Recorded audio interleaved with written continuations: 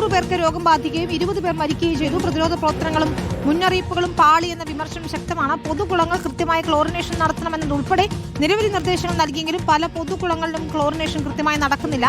മലിനജലാശയങ്ങളിൽ കുളിക്കരുതെന്നും വെള്ളം മൂക്കിലൂടെ കയറാതിരിക്കാൻ ജാഗ്രത വേണമെന്നുമാണ് ആരോഗ്യവകുപ്പിന്റെ നിർദ്ദേശം. സാന്ത്വന സാജു ചേരുന്നു. സാന്ത്വന, പുതിയ കേസുകൾ ഇപ്പോഴും റിപ്പോർട്ട് ചെയ്യുന്നുണ്ടോ?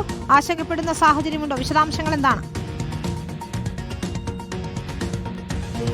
അഭിനിത, 1,00,000-ൽ ഒരാൾക്ക് മാത്രം വരുന്ന ഒരു രോഗമാണ് അമീബിക് മസ്തിഷ്ക ജ്വരം. കഴിഞ്ഞ കുറച്ച് നാളുകളായി സംസ്ഥാനത്ത് വളരെ വലിയ രീതിയിൽ തന്നെ ഈ രോഗം വ്യാപിക്കുന്നത് നമ്മൾ കണ്ടുവരികയാണ്. കഴിഞ്ഞ വർഷം 208 പേർക്കായിരുന്നു രോഗം ബാധിച്ചതെങ്കിൽ ഈ വർഷം 4 മാസം പിന്നിടുമ്പോൾ തന്നെ 100 പേർക്ക് രോഗം ബാധിച്ചിട്ടുണ്ട് എന്നുള്ളത് വലിയ ആശങ്ക ഉണ്ടാക്കുന്ന കാര്യം തന്നെയാണ് വിനിത. അതുമാത്രവുമല്ല, 20 പേർക്ക് ഇതിനോടകം തന്നെ മരണവും സംഭവിച്ചിട്ടുണ്ട്. കൃത്യമായ രീതിയിൽ പ്രതിരോധ പ്രവർത്തനങ്ങൾ നടക്കുന്നുണ്ട്, ബോധവൽക്കരണം നടക്കുന്നുണ്ട് എന്ന ആരോഗ്യവകുപ്പും സർക്കാരും ഒക്കെ പറഞ്ഞിരുന്ന സമയത്താണ് ഇത്രയധികം കേസുകൾ സംസ്ഥാനത്ത് റിപ്പോർട്ട് ചെയ്യുകയും അതുപോലെ തന്നെ മരണനിരക്ക് വലിയ രീതിയിൽ കൂടുകയും ചെയ്തിരുന്നത്. ആദ്യ സമയത്ത് തന്നെ സർക്കാർ ഇതുമായി ബന്ധപ്പെട്ട് പറഞ്ഞിരുന്നത്, അതുപോലെ തന്നെ ആരോഗ്യവകുപ്പും ഒക്കെ പറഞ്ഞിരുന്നത്, ഈ കേസുകളുടെ എണ്ണം കൂടുന്നുണ്ടെങ്കിലും മരണനിരക്ക് വളരെ കുറവാണ് എന്നുള്ളതായിരുന്നു. എന്തായാലും ഇപ്പോൾ 100 പേർക്ക് രോഗം ബാധിച്ചത് 20 പേര് ഈ 4 മാസത്തിനിടെ, ജനുവരി മുതൽ ഏപ്രിൽ വരെയുള്ള മാസത്തിനിടെ മരണപ്പെട്ടിരിക്കുന്നു എന്നുള്ളത് വലിയ ആശങ്ക ഉണ്ടാക്കുന്ന കാര്യം തന്നെയാണ് വിനിത. വലിയ രീതിയിലുള്ള പ്രതിരോധ പ്രവർത്തനങ്ങൾ നടക്കുന്നുണ്ട് എന്നാണ് പറയുന്നത്. പക്ഷേ അതൊക്കെ പാളുന്നു എന്നുള്ള സൂചനകൾ തന്നെയാണ് വിനിത. എന്തായാലും ഈ കണക്കുകൾ